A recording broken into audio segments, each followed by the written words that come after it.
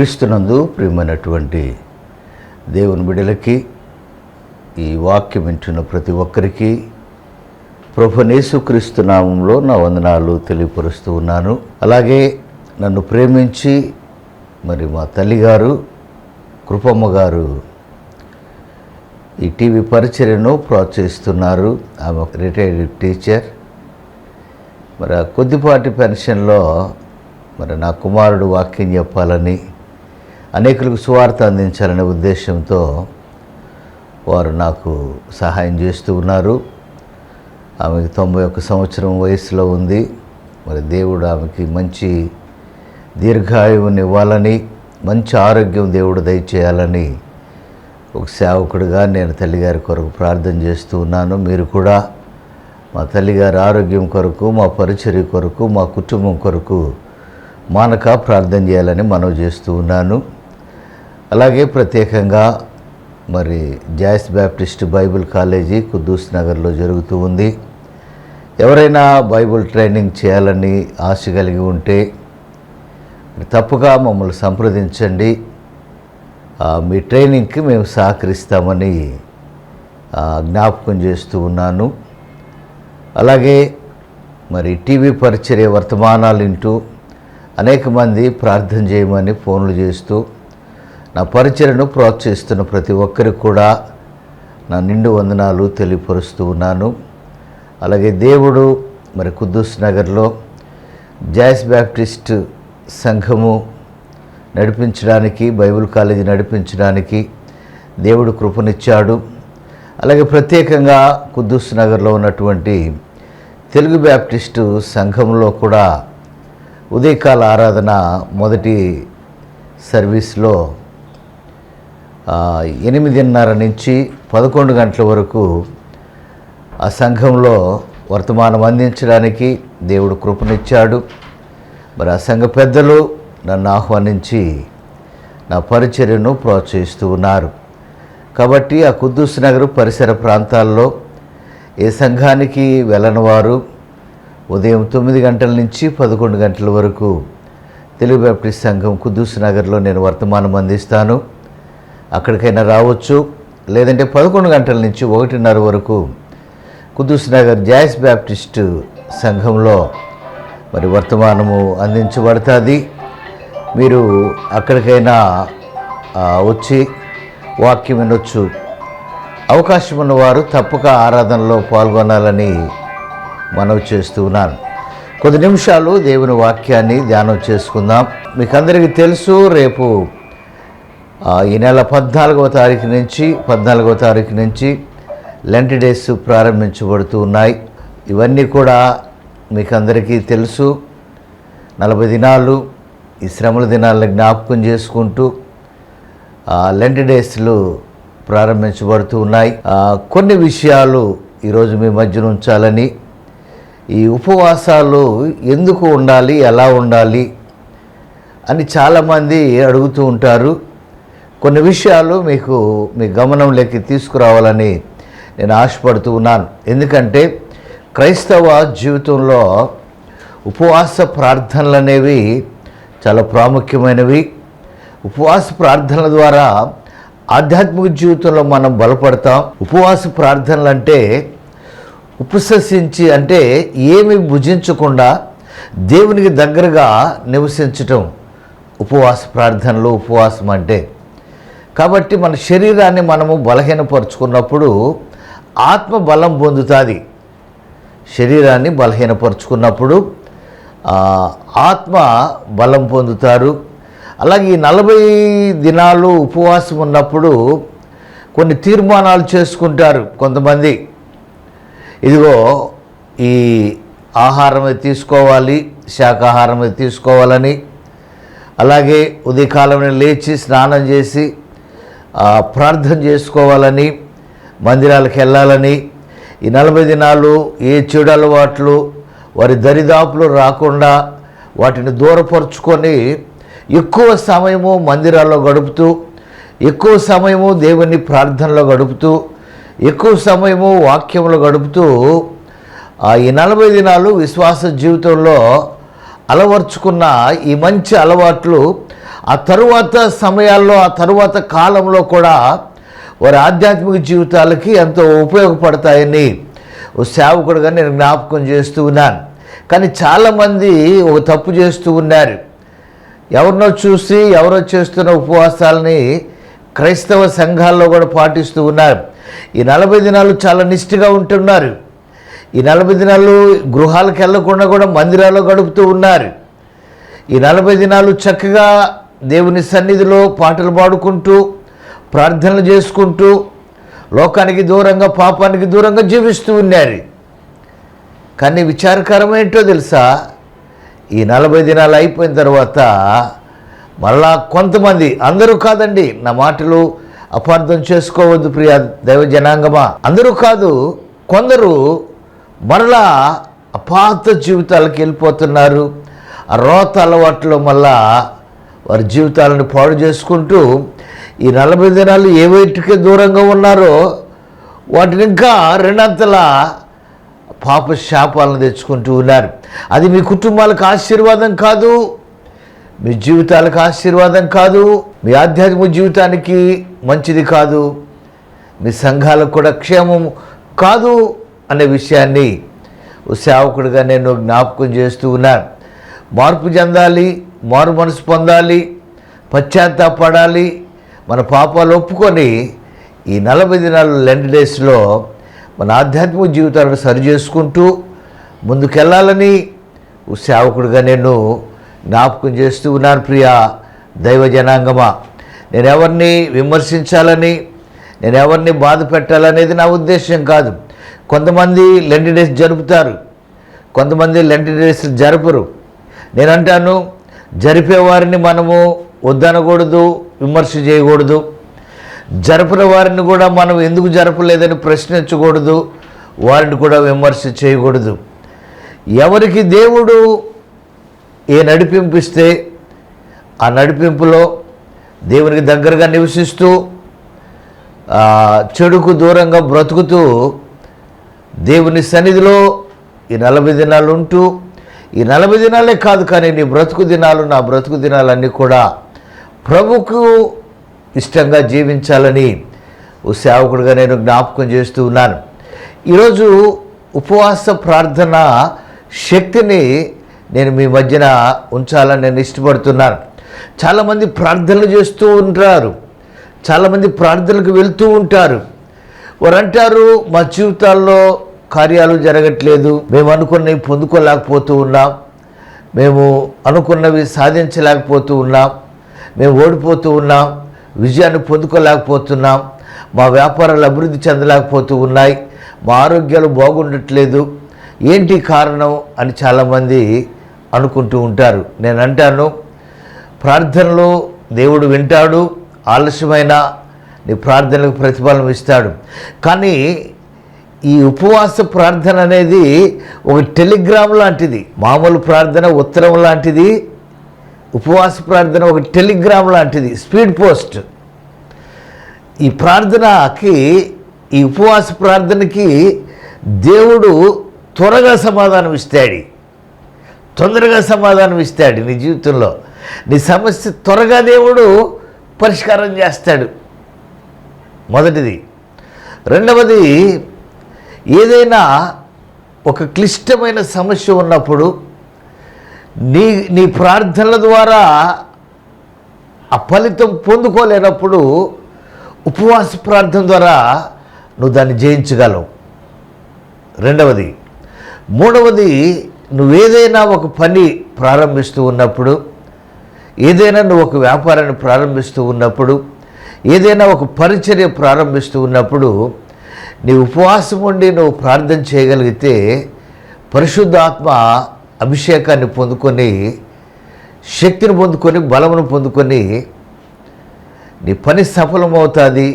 ఒకవేళ ఆటంకాలు వచ్చినా, శోధనలు వచ్చినా అవి జయించుకొని నువ్వు ముందుకు వెళ్ళడానికి ఉపవాస ప్రార్థన నీకు అనుకూలంగా ఉంటుందని సేవకుడిగా నేను జ్ఞాపకం చేస్తూ ఉన్నాను. కొంతమంది ఈ లెంట్ డేస్లో ఎలా ఉపవాసాలు ఉండాలి అని అడుగుతూ ఉంటారు. నేను చెప్తున్న మాటలు మీరు అర్థం చేసుకోవడానికి ప్రయత్నం చేయండి. కొంతమంది ఉదయకాలం నుంచి సాయంత్రము 5 గంటల వరకు, అంటే ఉదయకాలం 5 గంటల నుంచి సాయంత్రం 5 గంటల వరకు ఏమి తినకుండా 5 గంటల తర్వాత భోజనం చేస్తారు కొంతమంది. అది ఒక ఉపవాస క్రమం. రెండవది, కొంతమంది ఉదయకాలం 5 గంటలకి ప్రార్థనతో ప్రారంభించుకొని రాత్రి 9 గంటలకి ప్రార్థన అయిపోయిన తర్వాత భోజనం చేసి పడుకుంటారు. అంటే రోజుకు ఒక పూట భోజనం చేస్తారు. ఇక మజ్జిగని, కాఫీ, టీ తీసుకోవచ్చు, అది తప్పని నేను అనను. కానీ భోజనం విషయంలో మాత్రం ఈ నియమాన్ని పాటిస్తారు. కొంతమంది డ్యూటీలకు వెళ్ళే వాళ్ళు ఏం చేస్తారంటే, మేము రాత్రికి ప్రార్థనలో గడపాలి, పగలంతా పని చేసుకుంటూ ఉంటాం, ప్రార్థనలో ఉండలేము కాబట్టి అని చెప్పి వారు మధ్యాహ్నం భోజనం చేసి ఇక రాత్రికి ఉదయకాలం భోజనం చేయకుండా రాత్రులు ఎక్కువ సమయము ప్రార్థనలో గడుపుతూ ఒక పూట మధ్యాహ్నం భోజనం తీసుకుంటారు. ఇది వ్యాపారం చేసుకునేవాళ్ళు, ఉద్యోగాలు చేసుకునేవారు పాటిస్తున్న ఆ అనుభవం. కానీ ఒకటి మాత్రం, ఉపవాసము ఉన్నామని చెప్పి మనము వ్యాపారాలు చేసుకుంటూ, ఉద్యోగాలు చేసుకుంటూ, మందిరానికి వెళ్లకుండా, ప్రార్థన చేసుకోకుండా, బైబిల్ చదువుకోకుండా, నువ్వు కేవలం భోజనం చేయకుండా ఉన్నంత మాత్రాన ఆ ఉపవాసము నీ జీవితానికి ఉపయోగకరంగా ఉండదు. ఉపవాసం ఉన్నామంటే దేవుని దగ్గరగా నివసించాలా, దేవుని సన్నిధిలో నివసించాలి. దేవుని సన్నిధిలో కొంత సమయమైనా నువ్వు ప్రభువుని ఆరాధించాలి, కొంత సమయమైనా నువ్వు ప్రార్థన జీవితంలో గడపాలి. అది ఉపవాసం. అంతేగా నేను ఉపవాసం ఉంటున్నానని చెప్పి ఒక పూట తినకుండా నువ్వు పని చేసుకొని వచ్చి పడుకొని నిద్రపోతే ప్రయోజనం లేదు. అటువంటి ఉపవాసం నీ జీవితానికి దండగే, కానీ ఆ ఉపయోగం ఉండదని మనం చేస్తూ ఉన్నాను.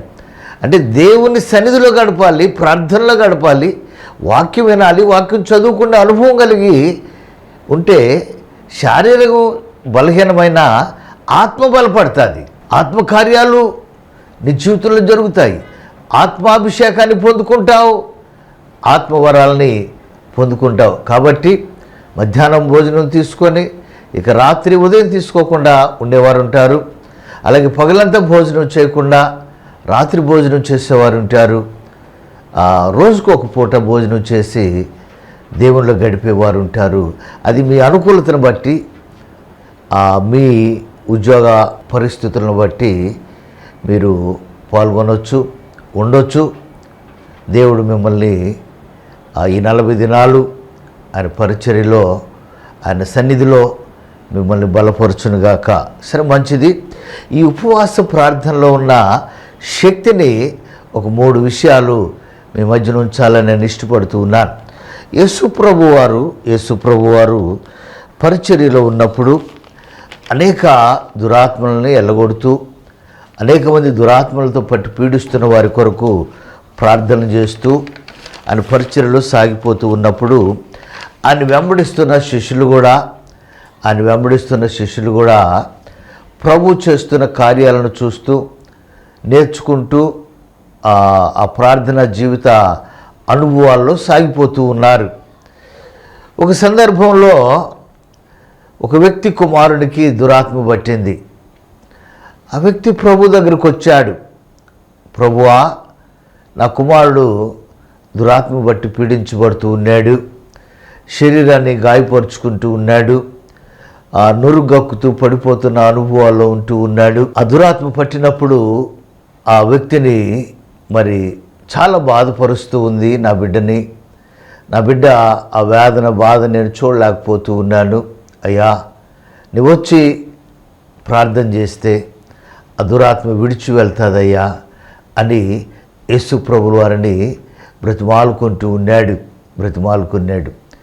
ప్రభు అన్నాడు ఆయనతో ఉన్న శిష్యులతో, అబ్బాయ్, అయ్యా శిష్యులారా, మీరు వెళ్ళండి, ప్రార్థన చేసి ఆ దురాత్మని ఎలగొట్టండి అని చెప్తే, దేవుడు మాకు అధికారం ఇచ్చాడు, దేవుడు మమ్మల్ని ప్రార్థనలు చేయమని ప్రోత్సహిస్తూ ఉన్నాడు, దేవుడు మమ్మల్ని వెళ్ళమన్నాడని చెప్పి వీళ్ళు సంతోషంగా వెళ్ళి ఆ వ్యక్తి, దురాత్మ పట్టిన వ్యక్తి దగ్గరికి వెళ్ళి ప్రార్థన చేశారు.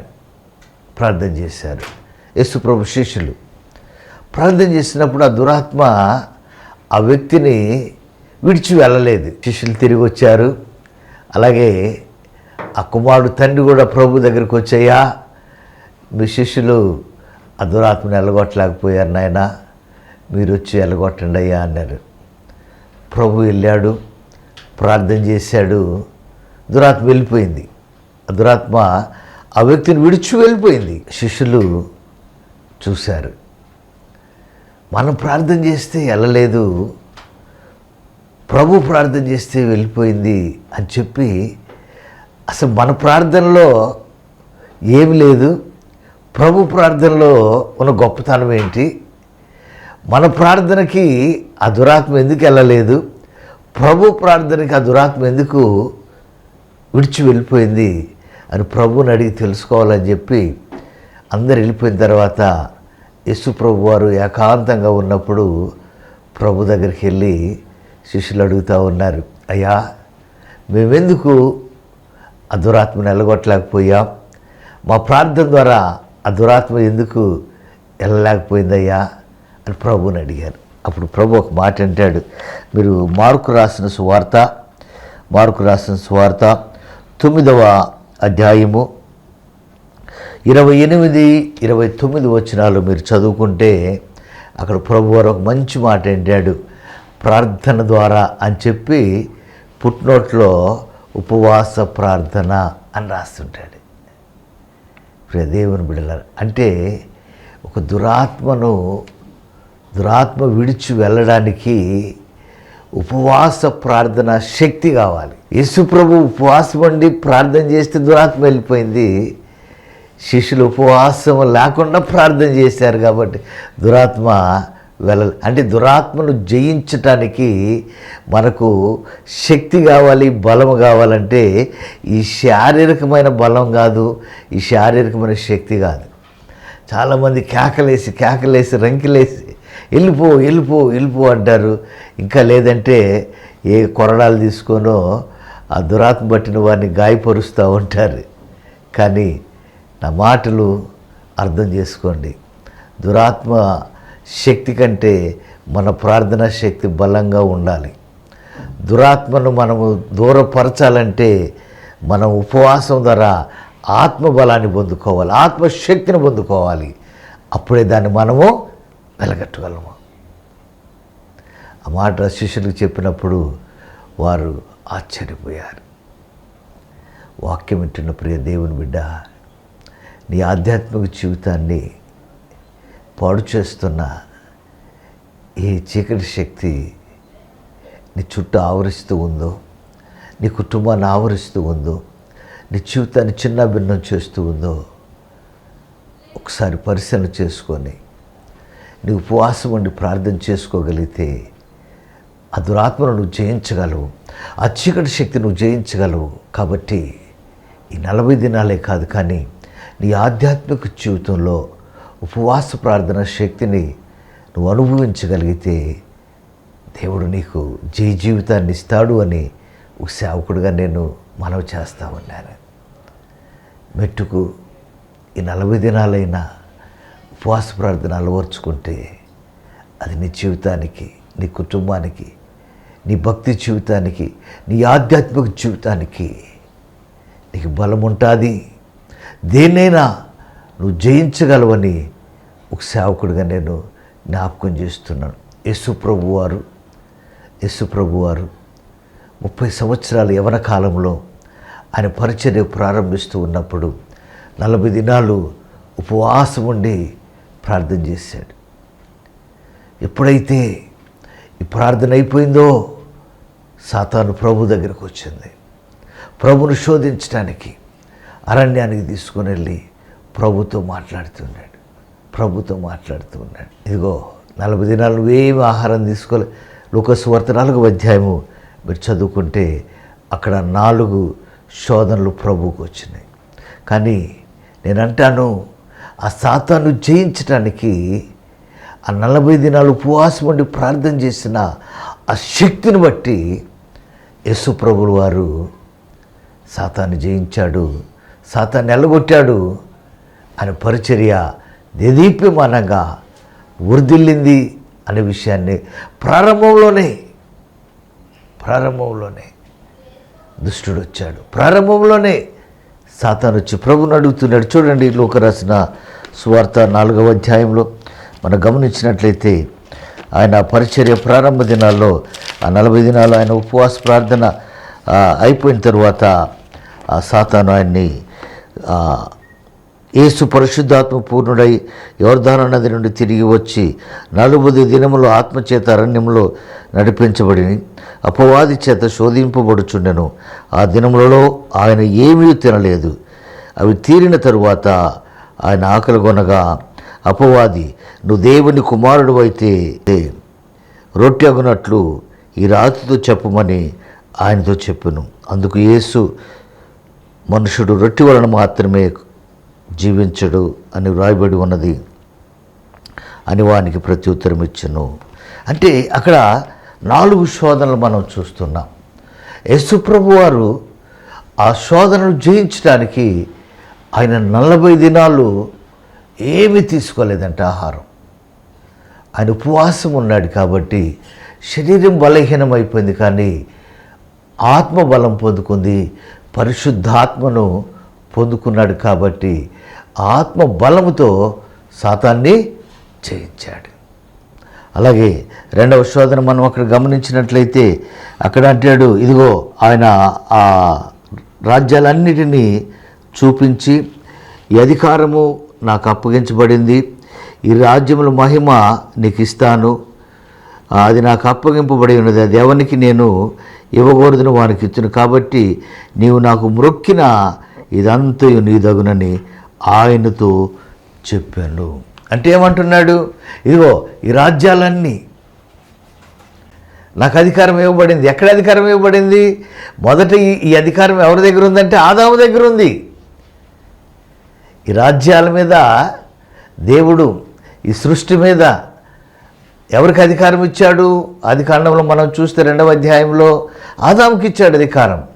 కానీ ఆదాము దేవుని ఆజ్ఞ మీరి పాపం చేసి అధికారాన్ని, ఆ రాజ్యాధికారాన్ని సాతానికి ఇచ్చాడు. అందుకే ప్రభు ఒకసారి పరిచర్యలు అంటాడు, ఇదిగో సాతానుడు వస్తూ ఉన్నాడు, ఈ రాజ్యాధికారము వాడు పొంది ఉన్నాడు అని చెప్తాడు. అప్పుడు ప్రభు ఆత్మపూర్ణుడై అంటాడు, ఇదిగో నీ దేవుడిని యెహోవాకు తప్ప నువ్వెవరికి మ్రొక్కడానికి వీల్లేదు, మ్రొక్కకూడదు.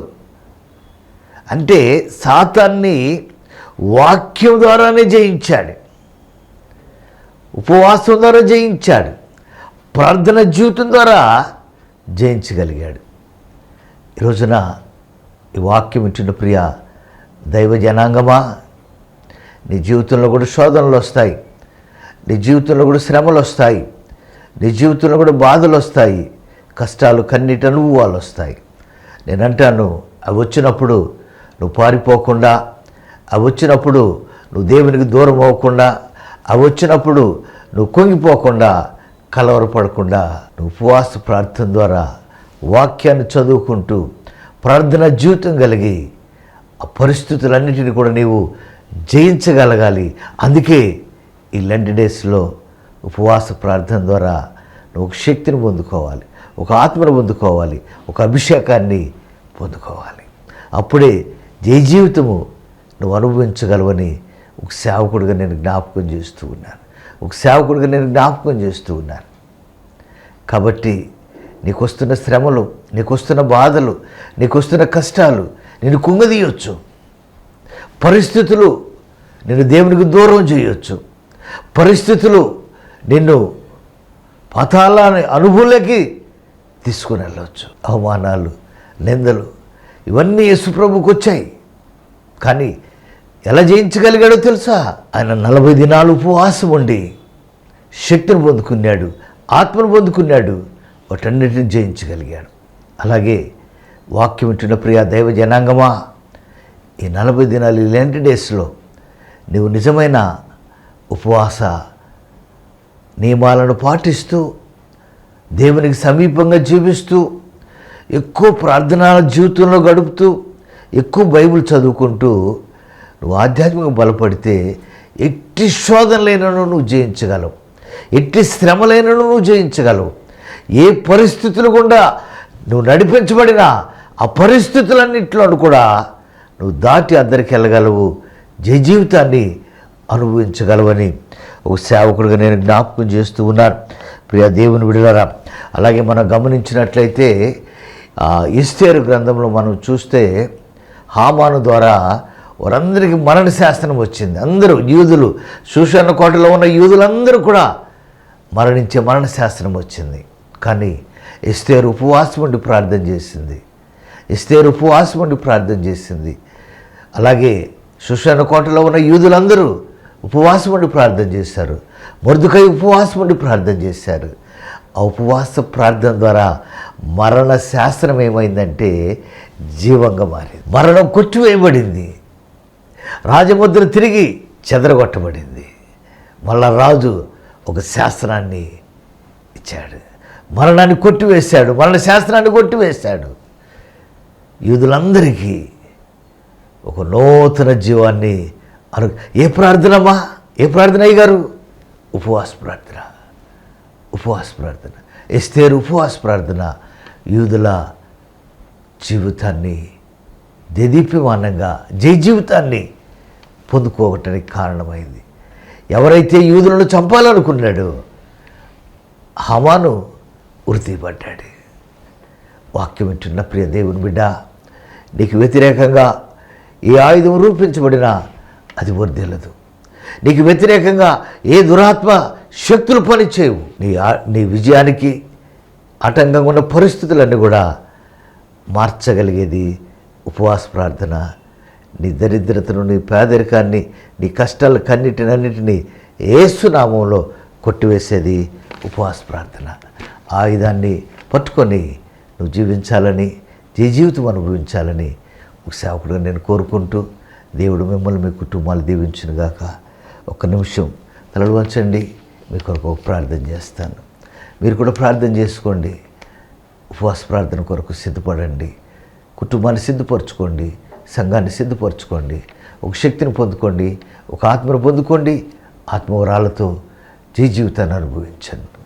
పరిశుద్ధుడా, మీ పాదాలు కొందనాలు స్తోత్రాలు చెల్లిస్తూ ఉన్నాను. అయ్యా, వాక్యం వింటున్న ప్రియబిడ్డల జీవితాల్లో నాయనా ఉపవాస ప్రార్థన అనుభవాన్ని అయ్యా మీరు తెలియపరిచారు.